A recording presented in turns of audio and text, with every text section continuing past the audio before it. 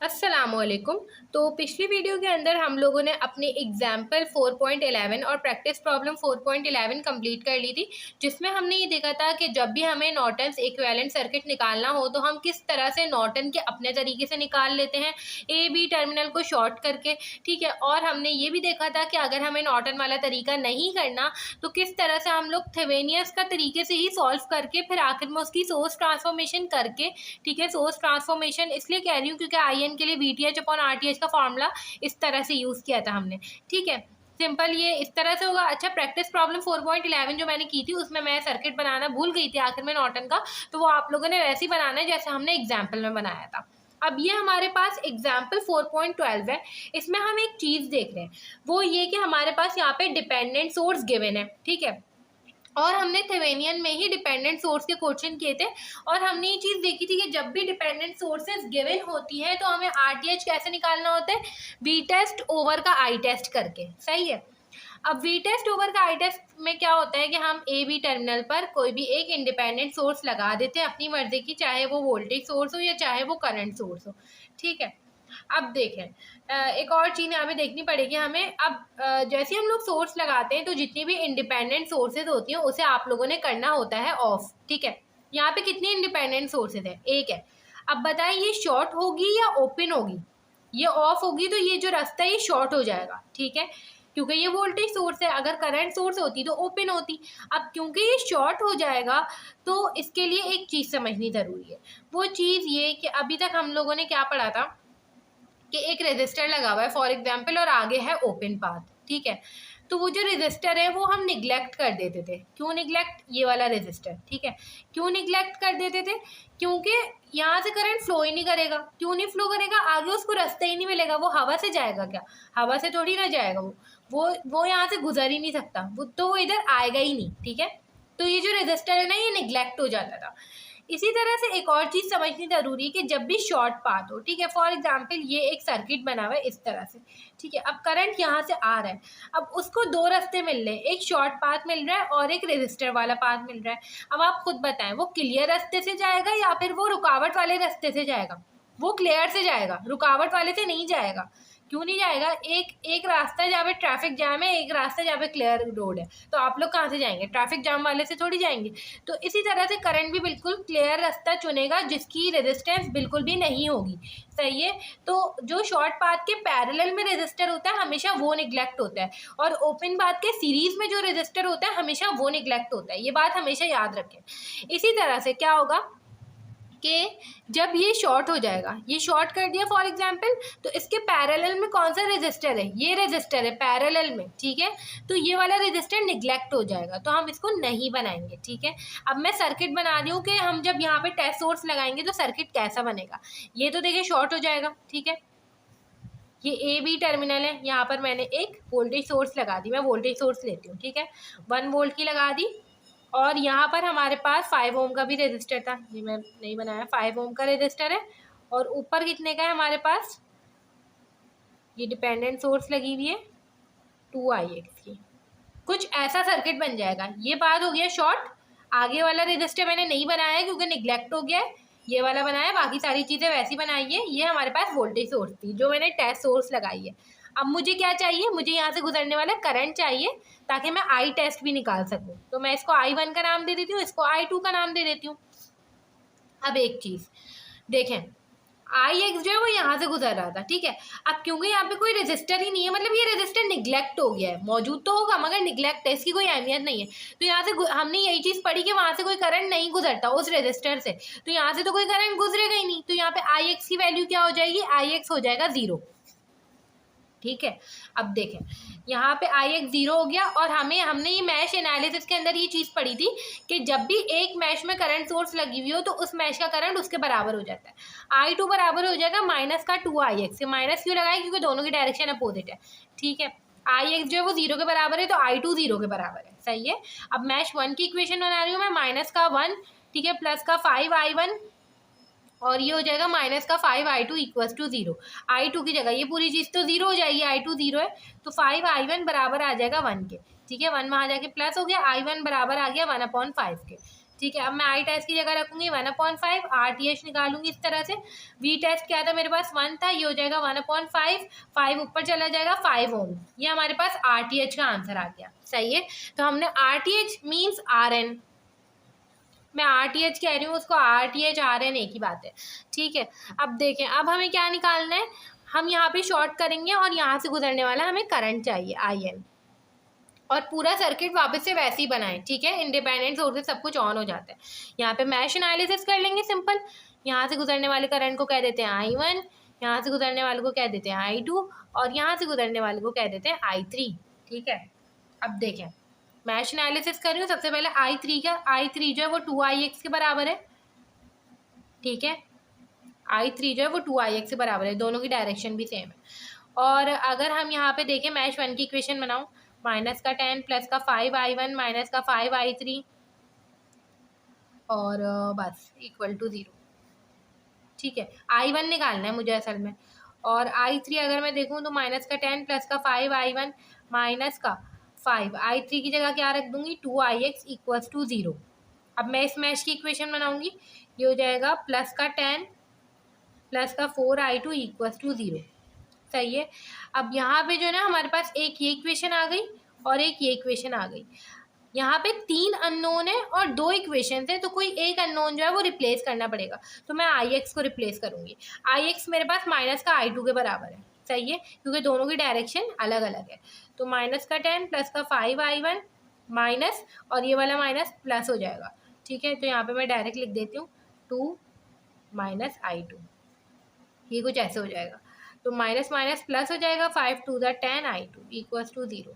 एक ये इक्वेशन आ गई, एक ये इक्वेशन आ गई। सिंपल इसको कैलकुलेटर में सॉल्व कर लेंगे।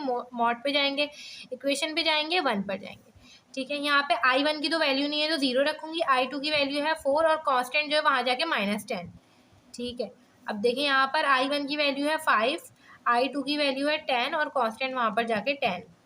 तो I1 की वैल्यू आई है मेरे पास 7 एम्पियर्स, जो कि मुझे चाहिए तो मैं I2 की नहीं निकाल ली। ठीक है। तो इस तरह से मेरे पास करंट आ गया, जो कि मेरे पास IN है, जो बराबर है 7 एम्पियर के।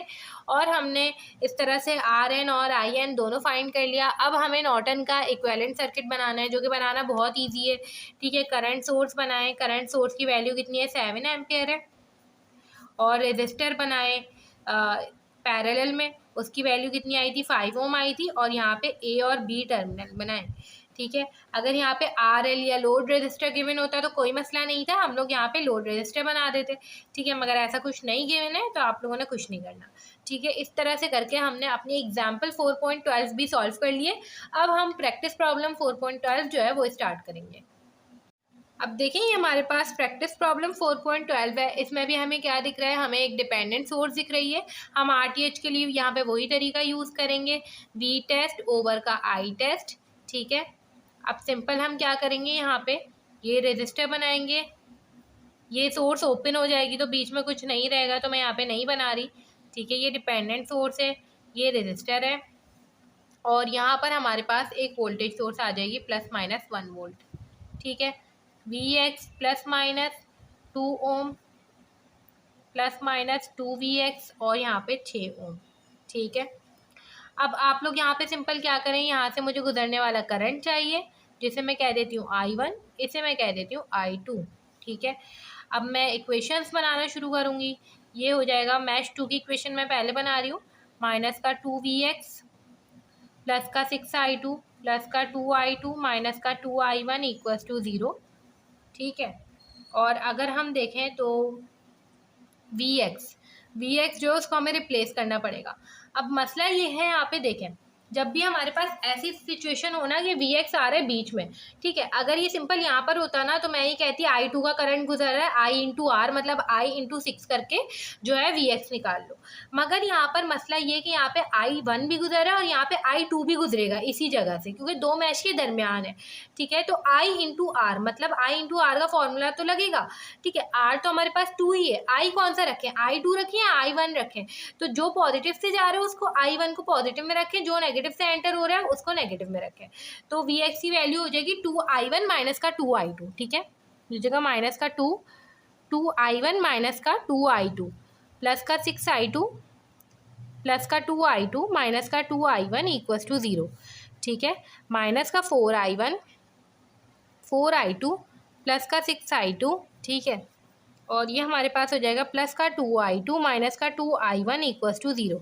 अब इसको थोड़ा सा सॉल्व कर लें, -6i1 हो जाएगा ये, और ये हो जाएगा 4 2 6 12, ठीक है। 12i2 इक्वल्स टू 0, ये हमारे पास एक इक्वेशन आ गई। अब इसकी इक्वेशन निकालें, माइनस का 1 प्लस का 2i1 माइनस का 2i2 इक्वल्स टू 0, सही है। 2i1 माइनस का 2i2 इक्वल्स टू 1। अब सिंपल इसको क्या करें, कैलकुलेटर में सॉल्व कर लें।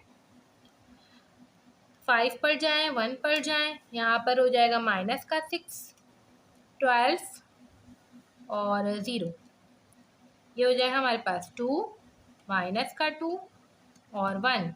हमारे पास जो I1 की वैल्यू है वो है 1 एम्पियर।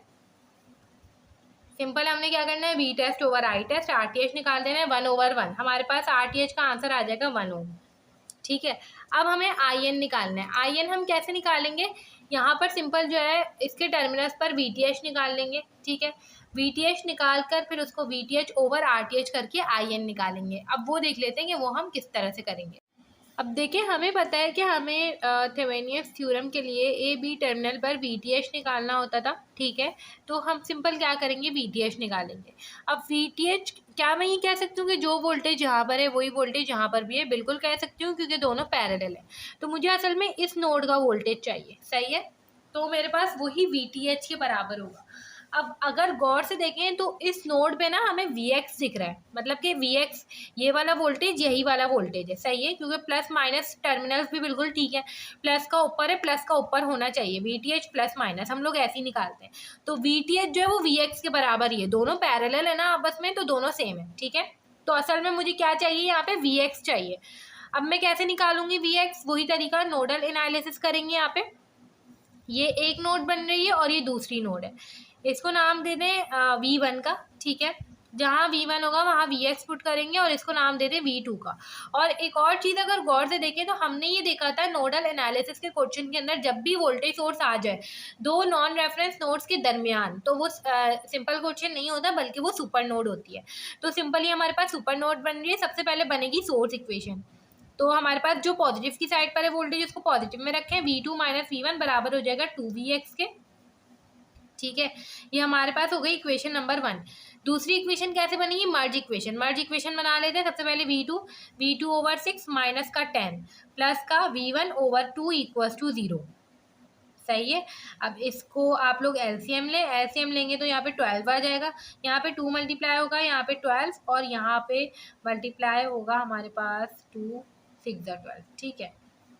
2V2 माइनस का 120 प्लस का 6V1 equals to 0, 6V1 plus का 2V2 और दूसरी साइड पे हो जाएगा 120। ये हमारे पास आ गया दूसरी इक्वेशन। मगर पहली इक्वेशन में हमारे पास जो है Vx भी, और दो इक्वेशन से तीन अननोन नहीं हो सकते, तो Vx की जगह मैं सिंपल क्या पुट करूँगी, V1 पुट करूँगी, ठीक है। तो ये हमारे पास हो जाएगा V2 minus V1 equals to 2V1, ठीक है। तो जब ये दूसरी साइड पे जाएगा तो ये हो जाएगा माइनस का 3V1 प्लस का V2 इक्वल्स टू 0। एक ये इक्वेशन है, एक ही इक्वेशन है, दोनों को सॉल्व कर लें, V1 निकाल लें, V1 ही Vx के बराबर है और V1 ही VTH के बराबर है, ठीक है। 5 पर जाएं, 1 पर जाएं, -3 1 0 6 2 120। हमारे पास जो V1 की वैल्यू आई है वो आई है 10 वोल्ट्स, ठीक है, वोल्ट्स। अब देखिए ये आ गई। अब सिंपल हम क्या करेंगे, इसकी सोर्स ट्रांसफॉर्मेशन, मतलब कि थेवेनियंस का सर्किट हमारे पास बनता है कुछ इस तरह से, ठीक है। ये आप लोग बना के भी दिखा सकते हैं कि ये सोर्स ट्रांसफॉर्मेशन कर रहे हैं हम लोग। RTH की वैल्यू आई थी 1 ओम, ठीक है, और ये आई है 10 वोल्ट्स, ठीक है, 10 वोल्ट्स। अब सिंपल हमने इसकी सोर्स ट्रांसफॉर्मेशन करनी है, किस तरह से करेंगे, यहाँ पर हम लोग एक बनाएंगे करंट सोर्स की डायरेक्शन वही होगी, प्लस की तरफ जो है हम इसकी डायरेक्शन रखेंगे।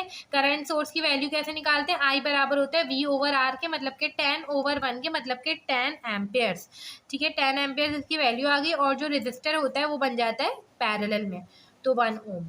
ये हो गया A टर्मिनल, ये हो गया B टर्मिनल। इस तरह से करके हमने जो है यहाँ पे फॉर्मूले से भी फाइंड कर लेना है, V ओवर R, ठीक है, VTH ओवर RTH करके हमने IN निकाल लिया, जो कि बराबर आ गया 10 एम्पेयर्स की। इस तरह से करके हमने अपनी प्रैक्टिस प्रॉब्लम 4.12 जो है वो सॉल्व कर लिए। और यहाँ पर हमारा थेवेनियंस और नॉर्टन का टॉपिक जो है वो ख़त्म हो गया है। अब हम नेक्स्ट वीडियो से मैक्सिमम पावर ट्रांसफ़र का टॉपिक करेंगे। और इसके बाद बुक में एक डेरिवेशन भी हुई हुई है थेवेनियंस और नॉर्टन की, तो वो हम नहीं करेंगे क्योंकि पेपर के पॉइंट ऑफ व्यू से डेरिवेशंस जो है वो इंपॉर्टेंट नहीं होती है और वो आती भी नहीं है। तो जहाँ जहाँ जो फॉर्मूले यूज़ हो रहे हैं मैं आप लोगों को सिर्फ वो बताती जा रही हूँ। ठीक है, तो नेक्स्ट वीडियो में हम लोग पावर ट्रांसफ़र का टॉपिक करेंगे।